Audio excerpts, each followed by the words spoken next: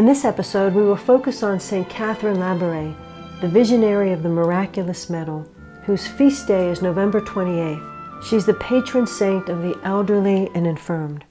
She was born in 1806 to a large family in France, and when Catherine was 9 years old, her mother died. She was a pious child and decided to enter into religious life. On July 18, 1830, the eve of the feast of St. Vincent de Paul, the founder of her order, St. Catherine was awakened during the night by her angel, who appeared as a 5-year-old child. All radiant with light, he led her into the chapel, and there she was met by the Blessed Mother, who sat on a chair on the altar, which if you go visit today, this chair is still there. "My child," Mary said, "I am going to give you a mission, to have a new holy medal struck and distributed throughout the world. Persons who wear it will receive great graces, especially if they wear it around their neck. Graces will be bestowed abundantly upon those who have confidence." On the front of the medal was an image of Mary and the inscription that read, "O Mary, conceived without sin, pray for us who have recourse to thee." On the reverse was a large M surmounted by a cross and the hearts of Jesus and Mary. The first medals were distributed in Paris in 1823, and so many miracles were attributed to Our Lady's intercession, cures, conversions, even relief from financial troubles, and the medal became known as the Miraculous medal. In the midst of all of this, only her confessor knew of her visions.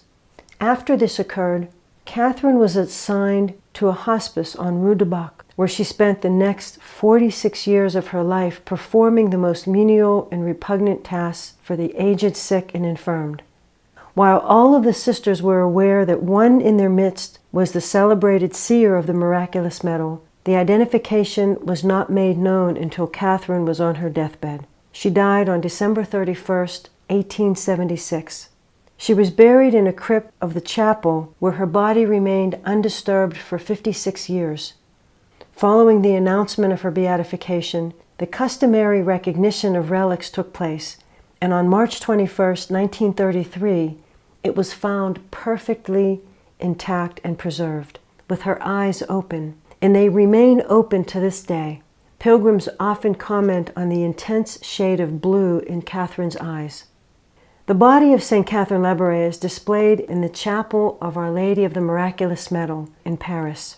This is a place where she experienced visions of our Blessed Virgin Mary. The incorrupt hands of St. Catherine are kept in a special reliquary which is now enshrined in the cloister of the Mother House, where the saint has so often prayed.